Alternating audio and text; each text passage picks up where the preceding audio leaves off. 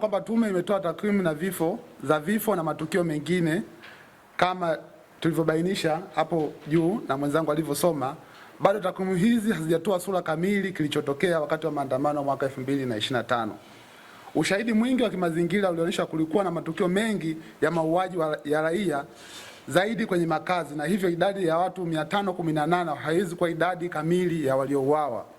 Kwa kuwa tume imekiri huenda wengine hawakwenda kutoa taarifa za vifo na majeruhi, basi takwimu hizi haziwezi kuwa ndio za mwisho au kutegemewa sana kama kuwa bado uchunguzi zaidi wa idadi ya vifo na majeruhi unahitajika. Takwimu hizi zimeshindwa kubainisha ni watu wangapi waliuawa wakiwa kwenye maandamano na ni watu wangapi waliuawa katika makazi yao, kwa kuwa watu wengi waliojeruhiwa na kuuawa wakiwa katika majumbani, katika biashara zao. Kwa hiyo imeshindwa kutofautisha ni wangapi waliuawa majumbani, wangapi waliuawa wakiwa katika maandamano. Imefanya kuwa group wote pamoja, na tunaona hiyo ni changamoto. Lakini pia kuna utata wa miili ambayo haijulikani ilipo. Pamoja na changamoto ya taarifa kamili ya miili ya watu kutojulikana ilipo, jambo lingine la kushangaza katika taarifa ya tume ni kukiri kwamba kulikuwa na takriban miili 39 iliyotambuliwa na ndugu katika vituo mbalimbali vya afya, lakini baadaye ndugu wao walishindwa kuipata na hadi leo hawajafanikiwa kuichukua. Hili ni swala zito linalogusa haki za msingi za binadamu na utu, hasa kwa familia zilizohusika. Kinachotia wasiwasi zaidi ni kwamba tume haijaeleza ni nani aliyewazuia ndugu kuchukua miili hiyo, hasa ikizingatiwa kuwa vituo vya afya vilivyohusika ni vya umma. Hali hii inaibua maswali muhimu: ni kwa mamlaka gani miili hiyo ilizuiwa, kwa malengo gani, na ni hatua gani zinachukuliwa dhidi ya waliohusika? Baada ya kutoa majibu ya kina, tume inaonekana kuishia kueleza tatizo hili kana kwamba ni mlalamikaji, bila kuchukua msimamo wa wazi unaoendana na wajibu wake wa kubaini ukweli na kupendekeza hatua stahiki. Taarifa hii haijaweza kuweka bayana kuhusu swala la watu ambao miili yao haijulikani ilipo. Hii inaonyesha kuwa muundo wa tume ulichangia watu wengi kuogopa kwenda kutoa taarifa, na hivyo kufanya tume kutoa taarifa huku wengi wakishindwa kwenda kupeleka taarifa zao. Changamoto nyingine ambayo tumeibaini ni tume kushindwa kufafanua kuhusu uhalali na madhara ya tamko la IGP.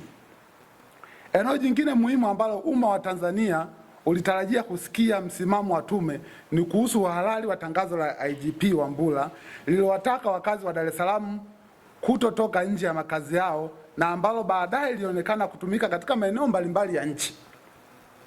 Kutokana na uzito wa swala hili katika muktadha wa sheria na katiba, umma ulitarajia tume kutoa ufafanuzi wa wazi kuhusu uhalali wake na athari zake. Hata hivyo, katika hali isiyoeleweka, tume haikugusia kabisa jambo hili, jambo linaloacha pengo kubwa katika hoja za kisheria na kiutawala, kwa sababu Watanzania wengi waliona namna gani tamko hili lilitekelezwa katika mikoa mingine. Kwa hiyo wananchi walitegemea kupata ukweli. Kwa kuongezea kwenye changamoto hizo, lakini pia asasi za kiraia hazijaweza kuangalia taarifa ya tume namna gani iliainisha changamoto ya kuzimwa kwa mtandao, kwa sababu tunafahamu kwamba ni wazi na ni kweli mtandao ulizimwa wakati wa hicho kipindi cha tarehe 29 Oktoba na tarehe zilizofuata, lakini madhara ya kuzimwa kwa mtandao hayajabainishwa na uhalali wa kisheria wa kuzimwa kwa mtandao haujabainishwa na tume hiyo.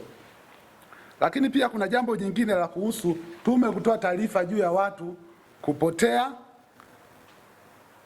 au kupotezwa.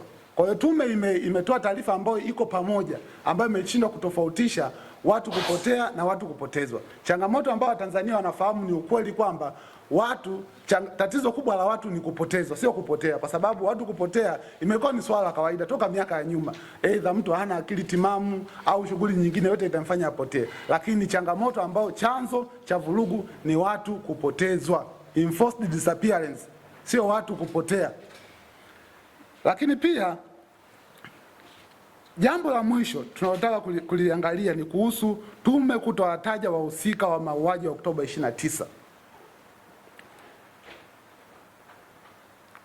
Katika hatua ya tume kuepuka kuwataja wahusika wa mauaji ya Oktoba 29 na tarehe zilizofuata na kutopendekeza hatua mahususi kuwawajibisha, badala yake tume imependekeza kuundwa kwa chombo kingine cha kijinai kinachopewa jukumu la kushughulika masuala hayo, ikiwemo kuwabaini na kuwachukulia hatua watuhumiwa wa mauaji hayo.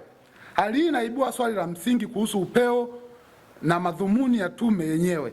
Ikiwa tume ya Mheshimiwa Jaji Chande haikuwa na mamlaka ya kushughulika masuala ya kijinai, je, ilikuwa inachunguza nini hasa?